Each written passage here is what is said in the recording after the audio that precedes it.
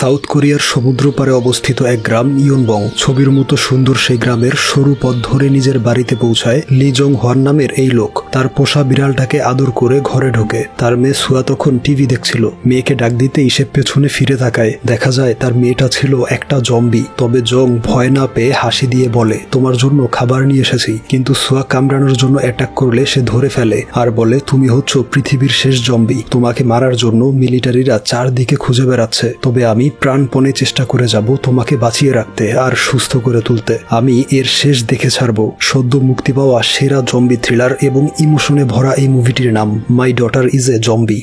গল্পের সূচনা হয় আরো কয়েক মাস আগে সিওল শহরে। জং চাকরি করে চিড়িয়াখানায়। সে একজন এনিমেল ট্রেনার, যার কাজ হচ্ছে হিংস্র পশুদের ট্রেনিং দিয়ে বশ করা। সে এতটাই এক্সপার্ট ছিল যে এই বাঘকে ডান্স শিখিয়ে দিয়েছে আর এসব ব্লগ ভিডিও করে ইউটিউবে আপলোড করত। ওইদিকে তার একমাত্র মেয়ে সুয়া সারাদিন নাচের প্র্যাকটিস করে। তার স্বপ্ন কেপপ আইডল বোয়ার মতো জনপ্রিয় স্টেজ পারফর্মার হবে। জং এসে বলে, তোমার উচিত আমার থেকে শেখা। ইয়ং বয়সে আমি খুব ভালো স্টেজ পারফর্মার ছিলাম। সুয়া বলে, এত বাজে শেখার ইচ্ছে নেই। দরজায় দেখো, ভেতরে প্রবেশ নিষেধ পোস্টার লাগানো আছে। এই বলে তাকে বের করে দিয়ে আবারও প্র্যাকটিস শুরু করে। জং বলে, খাবার রান্না করে কল করব, খেতে চলে এসো। এরপর দেখে তার বিড়ালটা আরাম করে বসে টিভি দেখছে। নিউজে বলা হচ্ছে হঠাৎ করে শহরে ছড়িয়ে পড়েছে জম্বি ভাইরাস। মহামারী রোগটা দ্রুত ছড়িয়ে পড়ছে চারদিকে। সেদিন ছিল সুয়ার জন্মদিন। তার দাদিমা ভিডিও কলে উইশ করে। জং তার মা কিমকে বলে, অনেক বয়স হয়েছে, এবার ড্রিঙ্কস করা কমিয়ে দাও। কিম বলে, এখন একদম ছেড়ে দিয়েছি। তবে দেখা যায় পাশেই তার বন্ধুরা ড্রিঙ্কস করে আর তাকে জলদি আসতে বলে। জং ফোন কেটে দিয়ে বলে, উনি কখনোই ভালো হবে না। এরপর সুয়া তার জন্মদিনের উপহার চায়। বলে, অ্যামিউজমেন্ট পার্কের টিকিট উপহার চেয়েছিলাম, তা না দিয়ে টেবিলে রেখেছ জঘন্য স্বাদের চুরো। জং বলে, এই খাবারটা কিনে না দিলে ছোটবেলায় অনেক কান্নাকাটি করতে। এই শুনে সুয়া তাকে সুরসুরি দিয়ে জিজ্ঞেস করে, আমার উপহার কোথায়? জং বলে, সোফার নিচে চেক করো। সেখানে খুঁজে পায় একটা বক্স, যার মধ্যে ছিল পার্কের টিকিট এবং হেডফোন। শব্দ শুনে বাহিরে তাকিয়ে দেখে পাশের বাড়ির আঙ্কেল আন্টি মারপিট করছে। এই মজার দৃশ্য দেখে রেকর্ড অন করে। তবে মহিলাটি তার স্বামীর ঘাড়ে কামড় দিয়ে অদ্ভুতভাবে তাদের দিকে তাকিয়ে থাকে। এই দেখে তারা লুকিয়ে যায়। সেই জম্বিটা তাদের দিকে এগিয়ে আসে। মাথা দিয়ে সজোরে আঘাত করে গ্লাস ভাঙার চেষ্টা করে। জং তার মেয়েকে ভেতরে পাঠিয়ে দেয় আর জম্বিটা কাঁচ ভেঙে ভেতরে ঢুকতে চাইলে সোফা দিয়ে চেপে রাখে। এরপর সুয়াকে নিয়ে বাহিরে চলে আসে। রাস্তায় ছিল অগণিত জম্বি, স্কুল ছাত্র, বৃদ্ধা, পথচারী, এমনকি একটা কুকুরও জম্বিতে পরিণত হয়েছিল।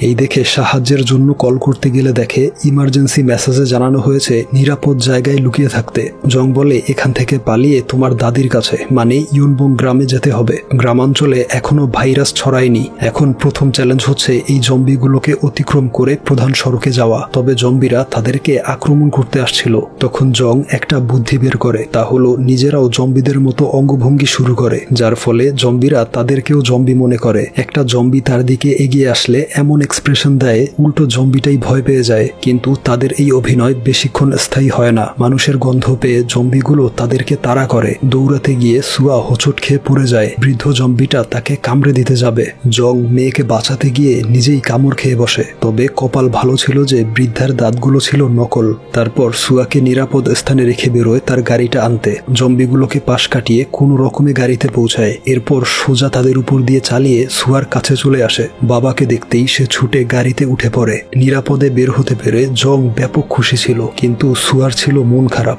এবং সে নিজের হাত লুকানোর চেষ্টা করে। এই দেখে জং তার হাত উঠিয়ে দেখে তার হাতে ছিল জম্বির কামড়ের দাগ। সুয়া বলে, যখন তুমি গাড়ি আনতে যাচ্ছিলে তখন একটা ছোট্ট বাচ্চা হাতে কামড় দেয়। আমি জম্বি হতে চাই না, আমাকে বাঁচাও। জং বলে, এই ছোট্ট কামড়ে তোমার কিছুই হবে না, তোমাকে হসপিটালে নিয়ে যাব। তবে ধীরে ধীরে সুয়ার দৃষ্টি ঘোলা হয়ে আসে। কিছুক্ষণ পরেই সে পরিণত হয় জম্বিতে। বিড়ালটাও বুঝতে পেরেছিল সুয়ার অবস্থা। হঠাৎ সে তার বাবাকে আক্রমণ করে। জং তার হুডি বেঁধে তাকে সিট বেল্ট দিয়ে আটকে রাখে। এরপরেও তাকে থামানো যাচ্ছিল না। সিট বেল্টটা হাত থেকে ফসকে গেলে মাথায় আঘাত লেগে অজ্ঞান হয়ে যায়। এরপর রাতের বেলা কিম বাড়ি ফিরে তার ছেলে জংকে দেখে। জং বলে, সুয়ার শরীরটা ভালো না, তাই চলে এসেছি। এই শুনে সে ভেতরে গিয়ে দেখে সুয়াকে বেঁধে রাখা হয়েছে। তবে সে বাঁধন খুলে তার দাদিমাকে আক্রমণ করে। এই দেখে কিম পিঠ চুলকানির লাঠিটা নিয়ে মেরে তাকে অজ্ঞান করে ফেলে। এরপর টিভিতে শুনতে পায় ভাইরাসটা এখনো গ্রামের দিকে ছড়ায়নি। একটা সামরিক বাহিনী গঠন করা হয়েছে জম্বিগুলোকে মারার জন্য। এরপর দিন মেয়েকে নিয়ে আসে পাশের শহরের হসপিটালে। প্রথমে সে একাই ভেতরে যায়, দেখে সেখানে অলরেডি ভাইরাস ছড়িয়ে পড়েছে। সামরিক বাহিনী চলে আসে মারার জন্য। তবে মহিলাটি তার জম্বি ছেলেটাকে গুলি না করার জন্য রিকোয়েস্ট করে। তখন তার জম্বি ছেলেটাই তাকে কামড়ে দেয়। পরিস্থিতি সামাল দিতে মা ছেলে দুজনকেই গুলি করা হয়। এসব দেখে জং বাড়ি ফিরে আসে। তখন নিউজে বলা হচ্ছিল কেউ যদি পরিবারের জম্বি সদস্যকে লুকিয়ে রাখে তাহলে তাদেরকে অ্যারেস্ট করা হবে, আর কেউ যদি সামরিক বাহিনীকে কল করে জম্বি মারতে সাহায্য করে তাহলে তাকে পুরস্কৃত করা হবে। এই শুনে জং ভাবে গুলি খেয়ে মরলে তার মেয়ে বেশি কষ্ট পাবে, তার চাইতে নিজের হাতেই মেরে পুঁতে রাখবে। গর্ত করে যখন সুয়ার মাথায় আঘাত করতে যাবে তখন তার মায়াবী চেহারাটা তার চোখে ভেসে ওঠে। মেয়েকে জড়িয়ে ধরে অঝরে কান্না শুরু করে। তবে সুয়া তাকে কামড় দিতে যাবে, সে তাকে আটকে বলে চলো বাবা মেয়ে একসাথে মরে যাই। তার মা বলে অভিনয় ছেড়ে সরে দাঁড়াও, আমি ওকে মারবো। এই দেখে জং তাকে থামিয়ে দেয়। কিম বলে ওকে মারা ছাড়া আর কোনো উপায় নেই, যে কোনো সময় আমাদেরকে কামড়ে দেবে। এই নিয়ে তাদের ঝগড়া শুরু হয়ে যায়। তখন বিড়ালের চিৎকার শুনে লক্ষ্য করে সুয়া পালিয়ে গিয়েছে। তারা গ্রামের অলিগুলি থেকে শুরু করে সব জায়গায় সুয়াকে খুঁজে বেড়ায়। বাকি ছিল সমুদ্র পাড়ের পুরনো একটা ঘর। কিম বলে সে এখানে কেন আসবে? ভেতরে গিয়ে দেখে সুয়া ওই ঘরেই ছিল। জং বলে ছোটবেলায় সে এখানেই এসে একাই খেলাধুলা করত, এখনো ঠিক তাই করছে। দেখে মনে হচ্ছে ওর ভাইরাসটা পুরোপুরি ছড়ায়নি। লক্ষ্য করে দেখো, ও তোমাকে দেখে ভয় পাচ্ছে, কারণ তুমি ওকে চুলকানির লাঠি দিয়ে মেরেছিলে। এই বলে সুয়ার পছন্দের গানটা প্লে করে। গানটা শুনতেই তার মধ্যে রিয়াকশন দেখা যায়, আর কিছুক্ষণের মধ্যেই সে নাচতে শুরু করে। জং মাকে বলে এই গানের সাথে ও ডান্স প্র্যাকটিস করত, দেখো আমাদের সুয়া বেঁচে আছে। সব বুঝতে পেরে কিম তার নাতনিকে বাড়ি নিয়ে আসে। জং একটা ভিডিও প্লে করে যেখানে ডক্টর বলছিল ভাইরাসটা ধীরে ধীরে মস্তিষ্কের টিস্যুগুলো ধ্বংস করতে থাকে, যার ফলে সমস্ত স্মৃতি ভুলে গিয়ে পশুর মতো আচরণ করে। যদি অ্যান্টিডট বা প্রতিষেধক দেয়া যায় তাহলে টিস্যুগুলো পুনরায় রিপেয়ার হয়ে স্মৃতি ফিরে আসলে জম্বিটা মানুষে পরিণত হবে। তবে এখনো জম্বি ভাইরাসের অ্যান্টিডট তৈরি হয়নি, আমরা চেষ্টা করে যাচ্ছি। জং বলে মনে হচ্ছে ওর স্মৃতিশক্তি ফিরিয়ে আনতে পারলে ভাইরাসটা দুর্বল হয়ে যাবে। কিম বলে ওসব ছাড়ো, যদি ও আমার নাতনি হয়ে থাকে তাহলে ওর পছন্দের এই ডিম ভাত খেয়ে নিবে। কিন্তু সে তা না খেয়ে মাংস খেতে শুরু করে। তখন সেই বাড়িতে একটা গাড়ি এসে থামে। ডংবে নামের এই লোকটা হচ্ছে জংয়ের কাজিন এবং বাল্যবন্ধু। জং বাড়ি এসেছে শুনে দেখা করতে চলে এসেছে। বলে শুনেছি তোমার শহরে জম্বি ছড়িয়ে পড়েছে, তুমি তো দেখছি দিব্যি সুস্থ, তবে সুয়া কোথায়, তার কি অবস্থা? এই বলে তাদেরকে ঠেলে দরজা খুলে দেখে সে ভয়ঙ্কর ভাবে খাবার খাচ্ছে। বিষয়টা বুঝতে পেরে বলে একজনকে কল করতে হবে, এক্ষুনি আসছি। দেখা যায় সামরিক বাহিনীর হটলাইন নাম্বার তুলছিল। এটা দেখতে পেয়ে জং তার মোবাইল ফোনটা ছিনিয়ে নেয়। কিম বলে মেয়েটা পুরোপুরি জম্বি হয়নি, তাকে কিভাবে সুস্থ করা যায় তার চেষ্টা করো। এরপর জং ডংবের ফার্মেসিতে চলে আসে। বলে দেখো কিছুক্ষণ আগেও সে বুয়ার গানের সাথে ডান্স করেছে, ওর স্মৃতি ফিরিয়ে আনার জন্য আমি ওকে প্রশিক্ষণ দিব, ঠিক যেভাবে চিড়িয়াখানার হিংস্র পশুদের ট্রেনিং করাই। বাবা হিসেবে মেয়েটাকে কিভাবে মরতে দেই বলো। ওইদিকে সুয়ার দাদিমা তাকে গোসল করায়। সে কামড় দিতে চাইলে তাকে শাস্তি দেয়, এরপর তাকে ঘুম পাড়ায়। জং এসে বলে ডংবে বলেছে আগামীকাল সকালে গ্রাম ছেড়ে চলে যেতে, নয়তো সামরিক বাহিনী খবর দিবে। পরদিন সকালবেলা উঠে লক্ষ্য করে ডংবে তাদের বাড়ির সামনে গাড়িতে ঘুমিয়ে আছে। সে রেগে গিয়ে বলে পাহারা দিতে হবে না, আমরা চলে যাব। তবে সে বলে সিদ্ধান্ত নিয়েছি সুয়াকে প্রশিক্ষণ করানোর জন্য তোমাকে সাহায্য করব, বন্ধু আর কাজিন হিসেবে এটা আমার দায়িত্ব। এই শুনে জং খুশিতে জড়িয়ে ধরে। এরপর খুব সকালে তারা বেরিয়ে পড়ে। সুয়াকে বেঁধে নিয়ে রওনা হয়। চলে আসে পাশের একটা দ্বীপে যেখানে মানুষজন থাকে না। সেখানে সুয়ার ট্রেনিং চালু হয়। প্রথমেই তার কামড় কন্ট্রোলের জন্য একটা নকুল হাত সামনে ধরে, তবে সে নিজেকে কন্ট্রোল করতে পারে না, এমনকি ডংবেকে তাড়া করে বেড়ায়। জং বলে ওর চোখের দিকে তাকিয়ে থাকবে আর সোজা হয়ে দাঁড়িয়ে থেকো, তাহলে তোমাকে আক্রমণ করবে না। এভাবে প্রথম দিনের শারীরিক ট্রেনিং শেষ হয়। বাড়ি ফিরে মানসিক ট্রেনিং শুরু করে। বলে যদি তুমি আমাকে পছন্দ করো তাহলে চোখ দিয়ে দুবার এমন করবে। সুয়া ঠিক তেমনই করে, যা দেখে জং খুব এক্সাইটেড হয়ে তার মাকে জানায়। তার মা বলে ও তোমাকে পছন্দ করেছে ঠিকই, তবে খাবার হিসেবে। দেখে সে কামড়ানোর জন্য রেডি হচ্ছে। আক্রমণ করলে জং হুইসেল বাজিয়ে থামায়, তবে সে থেমেছিল কিমের চুলকানি লাঠির ভয়ে। এরপর দিন তারা সুয়াকে বলে এভাবে এক্সারসাইজ করো, সকালের ব্যায়াম মস্তিষ্কের টিস্যু পুনর্গঠনে সাহায্য করে। জং দেখে সুয়া তাদের মতো চেষ্টা করছে। এই দেখে তার একটা ছবি তুলে রাখে। ছবিটা ডায়েরিতে লাগিয়ে লিখেছিল আজকের ট্রেনিং এ সুয়া ভালো করেছে। আর ওদিকে তার দাদিমা লাঠির ভয় দেখিয়ে তাকে খাওয়ায়। জং লেখে আমাদের নতুন আবিষ্কার হচ্ছে পেট ভরা থাকলে সুয়া কামড়ায় না। নিউজে বলা হয় আজ পুরো দেশে মাত্র 3 জন কামড় খেয়েছে। ভাইরাসের সংক্রমণ দিন দিন কমে আসছে, তবে জম্বি ধরিয়ে দিতে পারলে আগের চেয়ে দ্বিগুণ পুরস্কার দেয়া হবে। এরপর থেকে প্রতিদিন ভোরবেলা শারীরিক ট্রেনিং আর বাড়ি ফিরে চলে মানসিক ট্রেনিং। এসব ছবি তুলে ডায়েরিতে লিখে রাখে জং। শহরের কোলাহল থেকে সরে এসে নিজেও তার গ্রামটা খুব এনজয় করছিল। গ্রামের সরু পথ ধরে নিজের বাড়িতে পৌঁছায়, বিড়ালটাকে আদর করে ঘরে ঢুকে। সুয়া তখন টিভি দেখছিল। সে বলে, অনেকক্ষণ ধরে কিছু খাওনি, খাবার নিয়ে এসেছি। ক্ষুধার্ত থাকায় তাকে কামড়ানোর চেষ্টা করে। জং নিজে থেকেই হাত বাড়িয়ে দেয় তার মুখের সামনে। এ দেখে বিড়ালটা ভয় পেয়ে যায়, তবে সে খুব কাছাকাছি গিয়েও নিজেকে কন্ট্রোল করে ফেলে। জং খুশি হয়ে বলে, তুমি উন্নতি করছো। পরদিন উঠোনে বসে মানসিক ট্রেনিং দেয়। নিজের ছবি দেখিয়ে বলে, এটা হচ্ছে আমি, বাবা বলে ডাকো। সুয়া অনেক চেষ্টা করেও ব্যর্থ হয়। কিম বলে, আদর করে জিজ্ঞেস করো, ঠিকই বলবে। বলে, আমাকে দাদিমা বলে ডাকো। এবারও সে চেষ্টা করেও পারে না, যদিও বিড়ালটা দাদিমা বলে ডাকছিল। এই দেখে সে রেগে যায়। তখন কিম ইউটিউবের মেকআপ ভিডিও দেখে ছেলেকে বলে, দেখো সুয়ার মন খারাপ, নিশ্চয়ই বাহিরে যেতে চায়, ওর জন্য মেকআপের সবকিছু কিনে আনো। রক্তশিরার স্পষ্ট সবুজ দাগগুলো মেকআপ দিয়ে ঢেকে বাহিরে নিয়ে যাব। কিমের দেয়া মেকআপ লিস্ট নিয়ে চলে আসে দোকানে। বাহিরে সুয়ার বয়সী মেয়েদের স্কুল ড্রেসে দেখে ইমোশনাল হয়ে পড়ে। মেয়েগুলো ছুটে যায় তাদের টিচার ইউনের কাছে। তাকে দেখতেই জং লুকিয়ে পড়ে। বিষয়টা বুঝতে পেরে সে ভেতরে এসে দেখে জং লুকিয়ে আছে। এরপর ইউন তাকে এগিয়ে দেওয়ার জন্য গাড়িতে ওঠায়। তারা দুজন ছিল খুব ভালো বন্ধু। প্রায় 15 বছর পর তাদের দেখা হয়েছে। ইউন জানতো না জং বিয়ে করেছে, এমনকি তার একটা মেয়েও আছে। সে সুয়ার সাথে দেখা করতে চাইলে জং গাড়ি থেকে নেমে যায়, কারণ তার ভয় ছিল একটাই, তার মেয়ের ভাইরাসের কথা যেন কেউ জানতে না পারে। এরপর ইউনের সাথে দেখা হওয়ার ঘটনা ডংবেকে জানায়। ডংবে বলে, চিনতে পেরেছি, সে ছিল তোমার প্রথম প্রেম। তখন ইউন সেখানে হাজির হয়, বলে, ডংবের থেকে সবকিছু শুনেছি। তোমার স্ত্রীর সাথে ডিভোর্স হয়েছে এবং মেয়েটা মস্তিষ্কের রোগে আক্রান্ত। এইসব কারণে আমাকে বাড়ি না নিয়ে মাঝপথে নেমে গিয়েছিলে। তবে সুয়াকে স্কুলে পাঠাতে পারো, আমি ওর টেক কেয়ার করব। জং জানিয়ে দেয় সুয়া এখনো স্কুলে যাওয়ার জন্য প্রস্তুত নয়। তখন নিউজে বলা হয় জম্বি ভাইরাসটা এখন আর ছড়ায় না, অনেকটাই শিথিল হয়ে গিয়েছে। ইউন বলে, আমি জম্বি ঘৃণা করি। যার সাথে আমার বিয়ে ঠিক হয়েছিল তাকে নিজ হাতে খুন করেছি, কারণ সে জম্বিতে পরিণত হয়েছিল। এই হাত দিয়ে অগণিত জম্বি মেরেছি। এসব শুনে তারা কি বলবে বুঝতে পারছিল না। এরপর বাড়ি ফিরে সে ইউনের সোশ্যাল মিডিয়া অ্যাকাউন্ট চেক করে। তলোয়ার হাতে ছবি দেখে ভয় পেয়ে যায়। প্রচুর জম্বি মারার কারণে তাকে পুরস্কার দেওয়া হয়েছিল। এই দেখে তার অবস্থা খারাপ হয়ে যায়, কারণ সে তার মেয়েকে দেখতে পেলে হয়তো মেরেই ফেলবে। তখন লক্ষ্য করে দেখে সুয়া টিভিতে অ্যামিউজমেন্ট পার্কের বিজ্ঞাপন দেখছিল, যেখানে কসপ্লে ফেস্টিভ্যাল অনুষ্ঠিত হবে। তখন কিম এসে বলে, আজকে নাকি তোমার প্রথম প্রেমের সাথে দেখা হয়েছিল, যাকে ছোটবেলায় বাড়িতে নিয়ে আসতে রাইস কেক খাওয়ানোর জন্য, আর বলতে বড় হয়ে ওকে বিয়ে করবে। এই শুনে জং লজ্জা পেয়ে যায়। বলে, শীত চলে এসেছে, সুয়ার সোয়েটার আনতে বাড়ি যেতে হবে। তাই পরদিন সিউলের উদ্দেশ্যে রওনা হয়। রাস্তায় মানুষ আন্দোলন করছে, যেন জম্বি ভাইরাসে সংক্রমিত মানুষদের না মেরে শীঘ্রই যাতে অ্যান্টিডট বা প্রতিষেধক ওষুধ তৈরি করা হয়। এরপর সোয়েটার নেয়ার জন্য বাড়ি আসে। কল্পনায় তার সুস্থ মেয়েটা এসে বলে, আমি তোমাকে কত কষ্ট দিচ্ছি, তবে যুদ্ধ চালিয়ে যাচ্ছি স্বাভাবিক হওয়ার। খুব ইচ্ছে ছিল কসপ্লে ফেস্টিভ্যালে অংশগ্রহণ করার, স্কুলের ডান্স কম্পিটিশনে নিজেকে প্রমাণ করার। স্বপ্নই থেকে গেল। জং বলে, আমি মোটেও কষ্ট করছি না, এসব আমার দায়িত্ব। শেষ দিন পর্যন্ত অপেক্ষা করে যাব, কথা দাও সুস্থ হয়ে ফিরে আসবে। তখন সুয়া অদৃশ্য হয়ে যায়। সে সুয়ার সিক্রেট বাক্স খুলে অনেকগুলো ছবি খুঁজে পায়, যেখানে সে বন্ধুদের সাথে পার্কে ঘুরতে গিয়েছিল। জং সোজা চলে আসে ডংবের কাছে। বলে, টিভিতে পার্কের অ্যাড দেখে সুয়ার চোখ জলজল করে ওঠে। ডংবে বলে, এত মানুষের ভিড়ে তাকে নেয়া ঠিক হবে না, কাউকে কামড়ে দিলে আমাদের সব পরিশ্রম বৃথা হয়ে যাবে।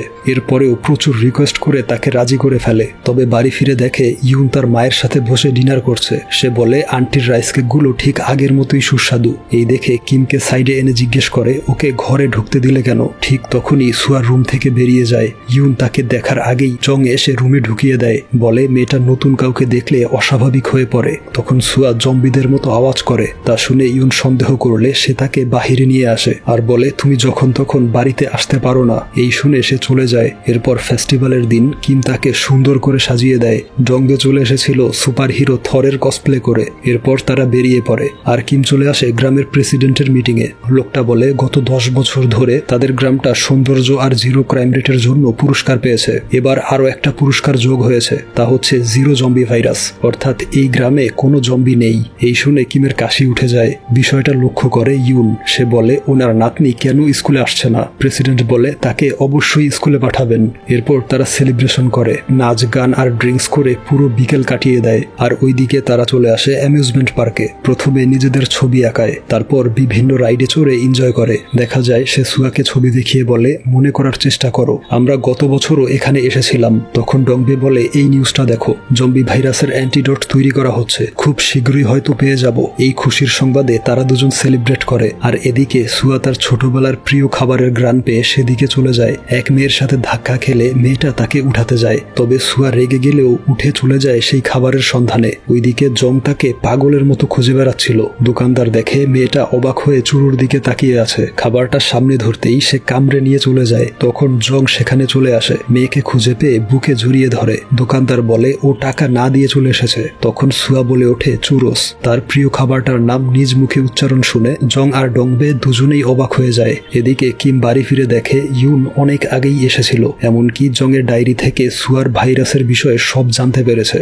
বলে জং নিজের মেয়েকে লুকিয়ে রেখে আইন ভঙ্গ করেছে, একটা জম্বিকে এত ভালোবাসা ঠিক নয়। এই বলে সামরিক বাহিনীকে কল করতে গেলে সে ফোনটা ছিনিয়ে নেয়। বলে তাদের আসল সত্যটা তোমাকে জানতে হবে। সম্পর্কে জং হচ্ছে সুয়ার মামা, অর্থাৎ সুয়া হলো আমার মেয়ের সন্তান। আমার মেয়ের হাজবেন্ড ছিল খুবই বাজে একটা লোক। সে তার জমানো টাকাগুলো নিতে চাইতো, তাকে মারধর করত। সুয়ার খোঁজ খবর নিত না, সুয়াকে আগলে রাখতো জং, কারণ আমার মেয়েটা অফিসের কাজে সারাদিন বাহিরে থাকতো। এরপর জং এর এক জন্মদিনে ডংবে ফোন করে জানায় সব বন্ধু বান্ধব, এমনকি জং এর ছোটবেলার ক্রাশ ইউনও চলে এসেছে, সে যেন জলদি চলে আসে। সেদিনও সুয়ার মা বাহিরে ছিল, তাই জং বাধ্য হয় সুয়াকে একা রেখে পার্টিতে যেতে। সেখানে নিজের ডান্স স্কিল দেখিয়ে ইউনকে ইমপ্রেস করে। এরপর মোমবাতি নিভিয়ে সোজা বাড়ির দিকে রওনা হয়। তার বোন কল করে অনেক কথা শোনায় বাচ্চাকে একা রেখে আসার কারণে, আর বলে আমাকে কথা দাও কখনো সুয়াকে একা রেখে যাবে না। ঠিক তখনই জং এর বোন অ্যাক্সিডেন্টে মারা যায়। এরপর থেকে জং কখনোই সুয়াকে ছেড়ে যায়নি, বাবার মতো আগলে রেখেছে। তবে সুয়ার আপন বাবা কখনোই তার খোঁজ খবর নিতে আসেনি, তাই জং নিজের পরিচয়ে নিজের মেয়ে হিসেবে সুয়াকে বড় করেছে। এর কিছুক্ষণ পর জংরা বাড়ি ফিরে আসে। ইউন সুয়াকে মারার জন্য এগিয়ে গেলে সুয়া তাকে আক্রমণ করতে যাবে। তখন জং তাকে বুঝিয়ে শান্ত থাকতে বলে। ইউনের বিশ্বাস হয় না যে একটা জম্বি কিভাবে কথা শুনে শান্ত হতে পারে। ইউন বলে সুয়াকে স্কুলে যেতে হবে, যদি সেখানে শান্ত থাকতে পারে তাহলে আমি তোমাদের পক্ষে থাকবো, নয়তো ওকে পুলিশের হাতে তুলে দেব। উপায় না থাকায় জং এই শর্তে রাজি হয়। পরদিন সকালবেলা তার দাদিমা ভালোভাবে মেকআপ করে দেয়। সে কামড় দিতে চাইলে জং বুঝায় স্কুলে গিয়ে এমন আচরণ করা যাবে না। এরপর ইউন তাকে ক্লাসে নিয়ে আসে। বলে সুয়া মানসিকভাবে কিছুটা দুর্বল, ঠিকভাবে কথা বলতে পারে না, ওর সাথে ভালো আচরণ করবে। তাকে বসতে বলে ইউন যায় জং এর সাথে কথা বলতে। সে খাবার নিয়ে এসেছিল, বলে ক্ষুধার্ত থাকলে ও কিছুটা রেগে যায়। এদিকে তার নতুন ক্লাসমেটরা কথা বলতে গেলে সে কিছুই বলতে পারে না, চুপ হয়ে নিচে তাকিয়ে থাকে। তারা চুল সরিয়ে চেহারা দেখতে চায়, কিন্তু ভয়ে চিৎকার করে ওঠে, কারণ তার চোখের কালো লেন্সগুলো সরে গিয়েছিল। জং এসে লেন্সগুলো ঠিক করে দেয়। এরপর স্পোর্টস টাইমে সে বেঞ্চে বসেছিল, বলটা তার কাছে চলে গেলে তুলে নিয়ে তাদের এগিয়ে দেয়। তারা টিচারকে রিকোয়েস্ট করে সুয়া যেন তাদের সাথে খেলে, তবে মেয়েগুলো ইচ্ছাকৃতভাবে তাকে ধাক্কা দিয়ে ফেলে দেয়। ইউন তাকে উঠাতে গিয়ে দেখে সে রাগে গর্জন করছে, তাই সে তার টিমে জয়েন হয়। তাকে বল পাস দিলে সে ধরতে পারে না, বলটা মাথায় লেগে অজ্ঞান হয়ে যায়। এই দেখে জং আড়াল থেকে বেরিয়ে এসে তাকে নিয়ে যায় ডংবের ফার্মাসিতে। কিছুক্ষণের মধ্যেই তার জ্ঞান ফিরে আসে।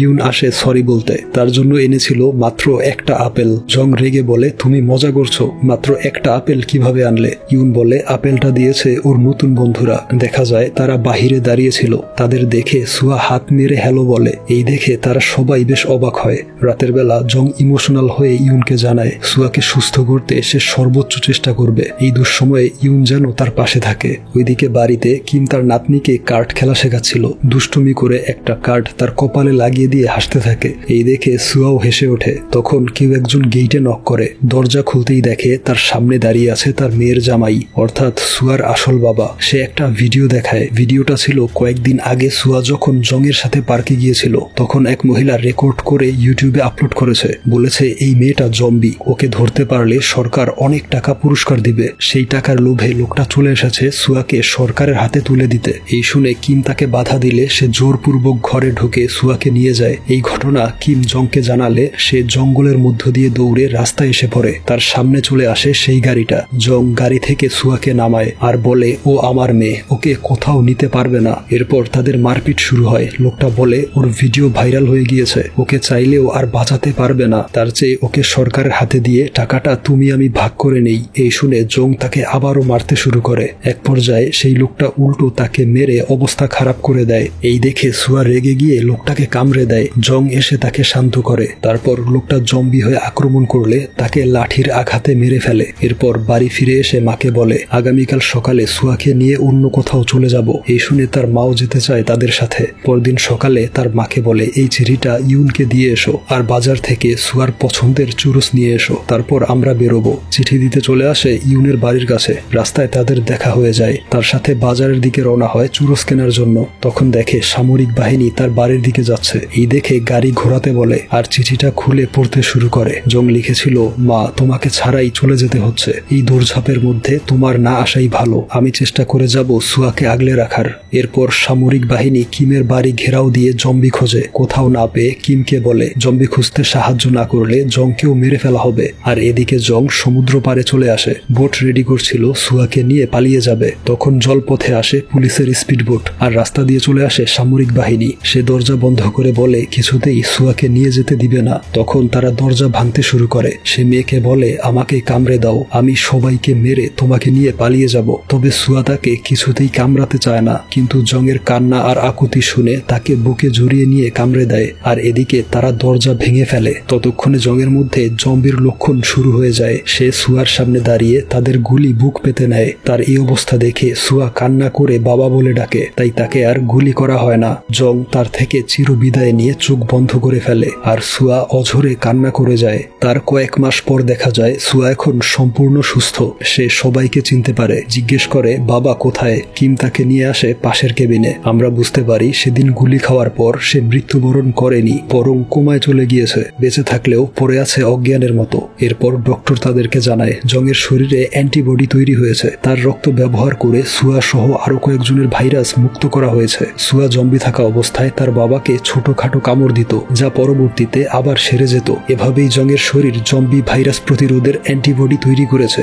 এরপর সুয়ার দাদিমা তাকে জংয়ের ডায়েরিটা দেয়, যেখানে জং সুয়ার জম্বি লাইফের স্মৃতিগুলো যত্ন করে রেখেছিল। যেহেতু সেই দিনগুলো সুয়ার মনে নেই, তাই এক এক করে সব পৃষ্ঠা উল্টে দেখে তার বাবার নিরলস পরিশ্রমের দিনগুলো। তার একটু উন্নতি দেখলে কিভাবে খুশিতে পাগল হয়ে যেত। আর শেষে লিখেছিল একদিন সুয়া সুস্থ হয়ে উঠবে। এবার আমি আর তাকে জ্বালাতন করব না, আমি সেরা বাবা হয়ে থাকব। পুরো ডায়েরিটা পড়ে সুয়া কিছুতেই নিজেকে সামলাতে পারে না। এরপর শীত শেষ হয়ে বসন্তের আগমন ঘটে। সুয়া সিদ্ধান্ত নিয়েছে দাদির সাথে গ্রামেই থাকবে। আর এখনো জংয়ের জ্ঞান ফেরেনি। তারপর স্কুলের ডান্স কম্পিটিশনে সুয়া অংশগ্রহণ করে। সেই ভিডিও ইউন দেখায় জংকে। হঠাৎ লক্ষ্য করে জং আঙুল নাড়ছে। এরপর সে ধীরে ধীরে সুস্থ হয়ে ওঠে আর ছবির মতো সুন্দর সেই গ্রামে বাকি জীবনটা কাটিয়ে দেয়।